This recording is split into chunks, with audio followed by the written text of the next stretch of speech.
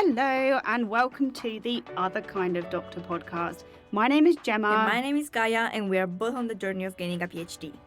A quick disclaimer before we start. We are in fact the academic kind of doctors. Well, nearly doctors. Yes, nearly doctors. But we're not your medical kind of doctors. So if you do need medical attention, please contact your GP. Now, let's get on with the episode. Hello! Hello! Welcome to the third episode. Yes. We didn't record last week, so we're on a bit of catch up. Welcome to the third episode of the Other Kind of Doctor podcast. So happy to have you here, listeners. I thought you were talking about me. I was like, No, I'm always here. I'm not happy to have you here at all. Oh. So how has your week been, Gaia? What have you been up to? Lots of applying for ethics and teaching. So fun. Applying for ethics, how's that been? Next question, please. Okay. How was your week?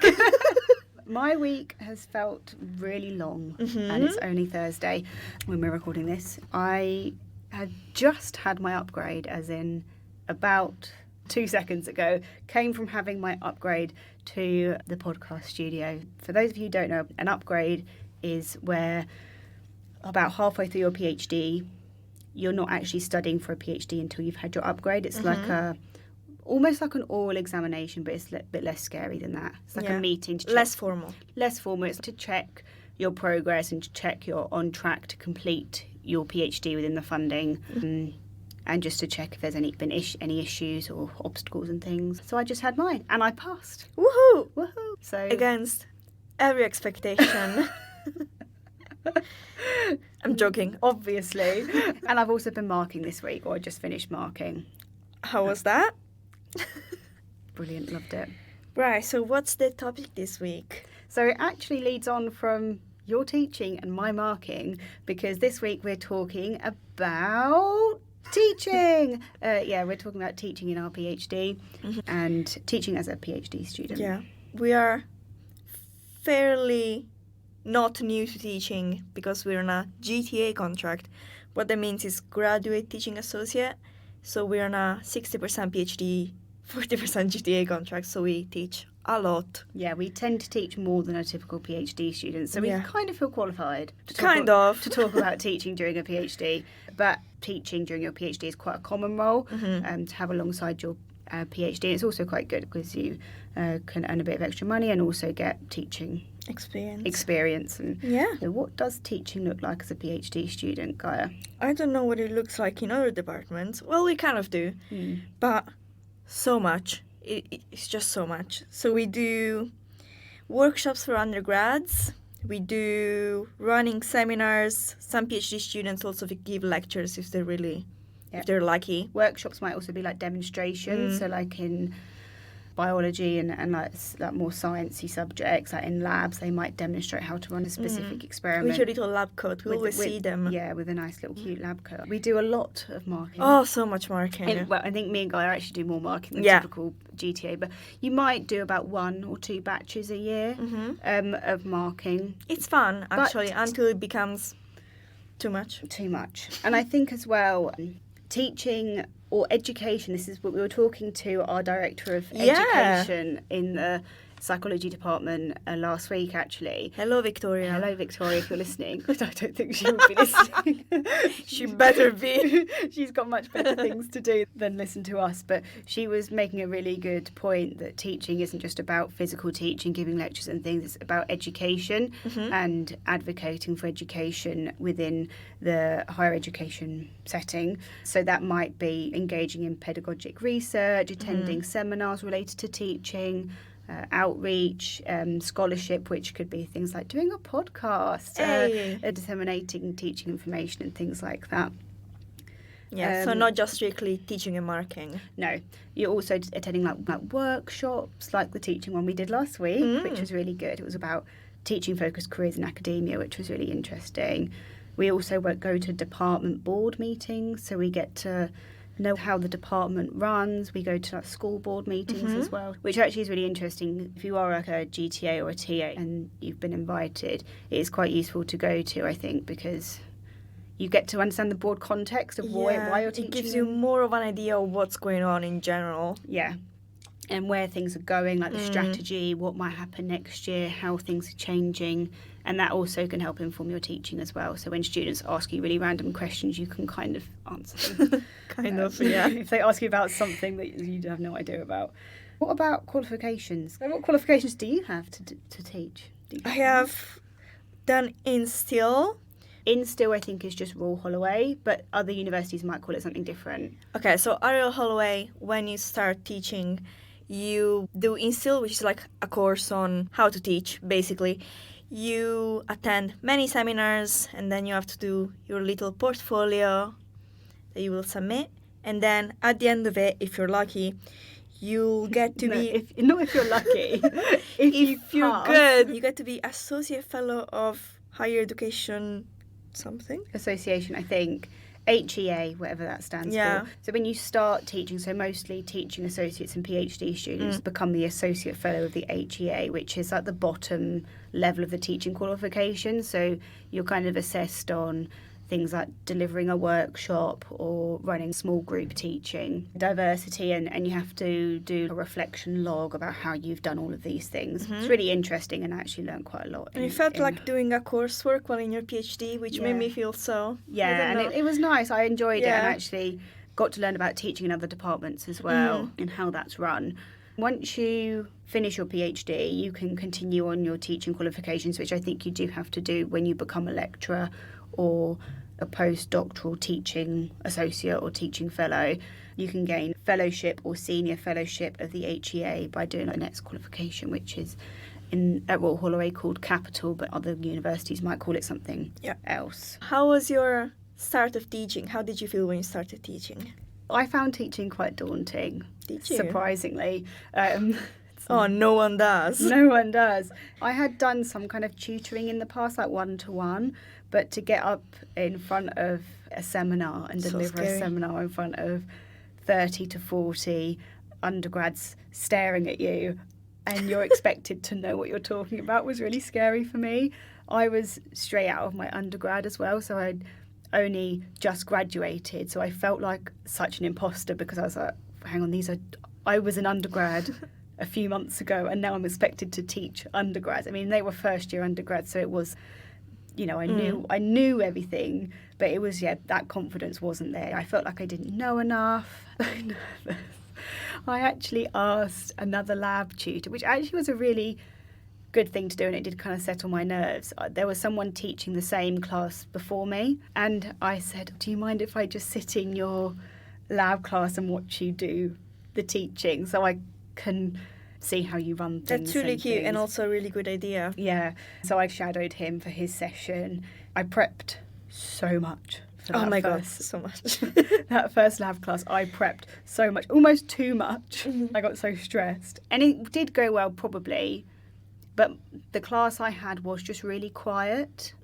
So I was supposed to be doing all these group activities, and I'd kind of envisaged them all chatting and putting their hands up, and I was like, no one was talking, and I was, oh no. After a few weeks, they did kind of open up. I think it was a new, a fresh face. This is my third year of teaching. Impressive. And some classes are just more chatty than others. It just so happened that the first class I got were really quiet. You also learn how to deal with it after a while, but I had the same thing with my first class, and I was like, I don't know what to do with this. Yeah, you just have to adapt your technique. How about you? What was your teaching experience like when you first started teaching? I was so stressed. You know when you're on the train and you're so stressed that you're like not stressed? I don't know how to explain it. I have no idea what you mean. Before going, I was like, I need to look decent so that if I don't know what I'm saying, at least I have my little eyeliner on. Yeah, nice. So I chose my outfit. I had a little cat shirt and my jeans. I had my eyeliner, and I was like, okay, at least I look good. That's all you can ask for, really. That was part of the Instill qualification. Yeah, it does make you feel more confident. Even at conferences, if you think you look good or professional, it makes you feel better. Yeah. Like you can actually do it. Yeah. And again, my first class was so quiet, and after it, I just messaged the Teams chat of the whole department being like, please help. And people were very nice about it. But yeah, it was daunting, but at the same time, after like 4th week, you get used to it, and then it's kind of fun. Okay. You know? Yeah, it is. It does become fun. Yeah. I didn't say that in mine. Yeah, it did. It does. It does become fun. Yeah, I think just getting over those and also understanding that everyone kind of feels nervous and it's fine. Yeah. And the students definitely don't realise that you're nervous. No, it's just right after my first class. It's like, you know when you do an interview and then you get out of it and you're like, I have no idea what I just said. That's how I felt. Yeah, and I think what I did for when I first started teaching was I pretended. It was almost like I was acting like a confident teacher. Yes. So I say this to people when I have students that are worried about doing like a class presentation. I say, just go in there and pretend that you are a presenter on telly talking about that subject, and that presenter is really confident. You're not Gaia, you are Anton Deck, I don't know. You're, you know, Tess Daly of Strictly Come Dancing. Do people watch Strictly Come Dancing? You don't know who that is. No, I don't. Anyway, Sorry. If you knew her, imagine you were her doing your teaching. You should watch a video after this. Okay, I will. Great. I will. After our nervousness, we need to probably tell the listeners how to make teaching successful. What is something that you learned after 3 years of teaching? I think, first of all, giving yourself a break. I didn't have any formal teaching experience before I started my PhD. A lot of PhD students won't have teaching experience, and that's absolutely okay. You've got 3 years of your PhD to gain teaching experience, and it's one of those things you are not supposed to be amazing at it straight away. And also having a confidence that you do know more than the students. Yeah. I went into my first class and was like, oh, I've got to tell them what a correlational design is. Scary. It's scary. And I was like, actually, I know this because I learned it 3 years ago and have been studying it since. So that's fine. Marking as well, if it's not in your subject area, it can be daunting. So understanding that you're not going to know everything straight away and actually doing a bit of reading around it and trying your best, that's all you can do. Asking advice, like you messaged the whole teaching department about your nervous class. You know, asking someone, oh, do you know, I don't really understand this marking, like speak to the module coordinator, could you give me some advice? You'll have like marking guidance, we had marking training. And similarly to that, even though you will know more than your class when you're teaching it, if they ask something that you don't know, don't panic. You're not supposed to know everything, just tell them you'll come back to it later. Or if they ask you a really theoretical, interesting question and you have no idea, I just say, oh, that's a really good question. What do you think? I do that all the time. I did that this morning. Whilst they're answering it, I'm not on Google like, what is the answer? Or I say, oh, that's really interesting. Why don't you have a think about that and email me what your thoughts are? Or have a read around some research because that's really interesting. And yeah, dig yourself out of that hole. That's really good. Most of the time you do know the answers to questions, but sometimes if you're put on the spot, you just can't remember what they are. Just tell them you'll email them later. Our face-to-face teaching, what are we doing to make little top tips? So first of all, I think my big top tip is create a rapport with the students. Don't just walk in there and start talking about the subject and ignore them. Try to be a bit funny, but at the same time, try to learn their names, be nice to them. What I do at the start of every... I love how you have to say be nice to them. You know, I feel like some people... Don't be horrible to your students. Yes, please don't. No, but also at the start of every academic year, I walk in there and so this is very daunting for all students. The little icebreaker questions, I hated them as a student.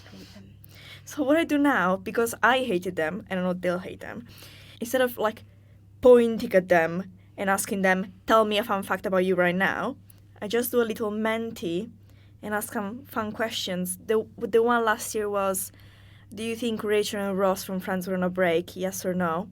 That's how I found out the students don't watch Friends anymore. And I felt so old. But the ones that did watch it thought it was really nice. Oh, it was good. Started a discussion. Nice. Broke the ice. Yeah. I did one last year with my class, a little icebreaker, and I put up pictures of my dogs and I got them to name them and guess what their names were. And then whoever picked the best name, I gave them a chocolate. Sam and Gemma. No. I'm sorry. It was like Cheesy and Mr. something. They thought Tilly was a boy. Oh, It's one of no. my dogs. Was Tilly Mr. something? Mr. something. Oh, But- and this one when your dogs were still 2 and a 4. Yeah, they're now doubled. Anyway, another thing which is like quite an easy tip to do if you're nervous about teaching is familiarising yourself with the teaching room. If you're on a campus-based university, or even if you're not on a campus-based university, finding the room that you have to teach in and making sure that you get there, leave enough room, set up your PC. Get yourself a little coffee so you Yeah. feel like you have something to do with your hands. Yeah, so you have something to hold. Get some water as well. I always forgot to bring water and then I'd get a really dry mouth from Same. talking so much. So that's a really good tip as well. Speaking to other PhD students that have taught on that module as well. Definitely helps. We teach on different modules, so we can't talk to each No. other really. But if you're teaching, like doing demonstrations or workshops where you've got a group of students and you're just helping, Yeah. you might be working with someone else as well. So if they've done it before, just having a chat with them and being like, oh, hi, my name's Gemma, like, what do I have to do? Yeah, I have no idea what's going on. Yeah, and that's absolutely okay because everyone was in Yeah. that position. I did that in my first workshop. It worked. Yeah, so did I. I met up with the person beforehand and got a coffee with them and they told me what I needed to do. It was really cute. If it's activity-based as well, kind of planning roughly how long you're going to spend on each exercise. And usually it always takes either so much longer or so much less time. Yeah, you can roughly plan, but it doesn't always go. But at the same time, after a bit, you get the hang of it and you know how your students are going to act. Yeah. Or if you think, oh, I'm going to spend 15 minutes on this activity and it gets to 10 minutes and you hear the students talking about something that's absolutely not related to the No. topic at all, you're like, okay, let's bring it back and let's have a class discussion, that kind of thing. Yeah. Try to see what they're doing. Try to get what the vibe is and go off of it. Go with the vibes. Marking. What kind of top tips could we give for marking? Don't leave it all for the last day before the deadline. Don't do that. We are such hypocrites saying I always do that to this day. I did that this week. I did it Sunday night and it was due in Monday morning. Oh, But it's very stressful. Don't do that. no. Use your time management skills. Marking is renowned for being boring, but if you can get a little bit done each day, it does just make it such a nice process. The last batch of marking I did was the first batch I ever did where I wasn't leaving it to the last minute, and it was so nice. I know. But then I just marked this batch and it all No. went to pieces again. Especially if it's a subject that's not your subject. Don't leave it to the last second because you won't know what the answers to the questions are. Yeah. And you're going to have to do research and read the guidelines, really. I've marked on quite a few different modules now, and not all the marking guidance is the same. Some people will give really like loose marking guidelines and some will give really strict ones, and it's kind of nice to find a balance in between that. You obviously want some structure to understand what you're doing, but also you don't want something to be so rigid that there's no flexibility. Yeah, I agree. If all the papers are not meeting that, there And needs to be some obviously kind you of- don't have any power over this, but after the first about 15 papers, if they're exams, or after the first 6 courseworks, you kind of know what the average looks like, so you can go off of it. And you say we don't really have any power, but I think we do in that if you are, probably need to build your confidence up before you feel like you can do this, but certainly for me, when I'm marking and something isn't clear, I will say, I'm not quite sure this is quite right. I've marked on this module a few times and I don't think this boundary is what it should be. Marking is much easier when you have clear guidance that you agree with. But, Agreed. so the last kind of tip that we want to give is, I think, liaising with other teaching members of the department can be quite daunting as well. Yeah. Especially if you're a new PhD student, you've got to talk to these really Super important professors and you need to talk to them about teaching. I do think that when you are a PhD student, you're a teaching associate, you do have a lot more face-to-face contact with the students than some of the people that are making the big decisions Definitely, do. yeah. You're actually more involved and speak to the students more, and you're able to give really valuable feedback. If you think something could be better, just say. But sometimes module coordinators will ask you straight up Mm. because they know that you told the students way more than they do. Or if they've changed something in their module when you deliver the seminar and they're going to ask you how did it go, it's really important that you're honest, you know. Yeah, don't just say, oh yeah, it went all good, but the class is up in flames. I think, understanding that your voice is really important. We like going to staff events as well. I love it. We love it. We're so important. But I did that right from when I started. It's speaking with the more senior members of staff can really help you build networks and friendships in the department, building that community with the staff. Yes, you obviously want a PhD community as well, but having those connections with the staff members really help because they've all done a PhD. Yeah. As well. And if you know them, you feel like you can talk to them more if you're struggling with work-life balance or PhD teaching. You can totally moan to them and they're going to understand because they've done that. Yes. And it will also give you a break from your PhD stuff as well because you're going to be in staff events. And you feel so productive even though your PhD is still there. It's a great way of untouched. It's a great way of procrastinating. Brain bites! What is this week's topic? It kind of links into what you were talking about earlier. Yeah. We wanted to find out whether wearing a good outfit or making yourself look good or making yourself feel good makes you more productive. Because, Gaia, when I work from home, I work in my an hoodie. Hoodie. Oh, Hoodie. so good, so comfy, but at the same time. I work in my pyjamas and my hoodie, and I want to know whether it would be better if I just got dressed. The answer is yes, you should get dressed. Oh, I know, no. I'm sorry. What does the research say? Research by Kim, 2023, says that those who are dressed in nice outfits, but it doesn't have to be objectively nice, just stuff that makes you feel good, they will perform better because your self-esteem will be higher, so you'll be more productive. Oh, so you're building that self-confidence and you'll be more focused. And things. This won't stop me from wearing PJs I mean, I at probably home. still will wear my hoodie. 100%. But maybe if I want to be super productive, I might get dressed. Maybe loungewear, because that's not really pyjamas. Feels like pyjamas. If I feel like I look good in my hoodie, then I'll be Your fine. big pink fluffy hoodie. I do. My hoodie is pink like a marshmallow. Yeah, she wears it during our team's meetings, so... Yeah, so it is about what you interpret yourself to look like. Yeah. You don't need to wear like a three-piece business suit. No, in just your something that house. makes you feel good. If you feel confident in your leggings and your jumper, fab. It might also be good to think about for conferences and stuff as well. 100%. If you're going to feel more confident dressed up in more business attire, then wear that. But if you're going to feel more comfortable and confident in jeans and a smart jumper, do that Totally as well. fine. Like us right now, I'm in like work trousers. Well, and you did just have your upgrade and leggings and a huge sweatshirt. a very big jumper. Anyway, that's it for today. Yeah. guys. So wear whatever you like is the conclusion, but you are going to be more productive if you feel good. 3rd episode done. Fabulous. These are going to come out very soon. Can't wait. Yeah, as we're recording this, our trailer comes out on Monday, so in a few days. How exciting. Well, we really hope you enjoyed this episode. We are really enjoying making these, so we hope we can carry on doing it. Stay tuned for next episode, which will be coming next week. Thanks so much to Royal Holloway Doctoral School for supporting this podcast and our amazing podcast team behind the scenes. If you want to find out more about the Other Kind of Doctor podcast, where should people go, Gaia? Instagram and Twitter at otherdoctor_pod. And our website is www.theotherkindofdoctor.wordpress.com. Nice. See you next week. See you next week. Bye.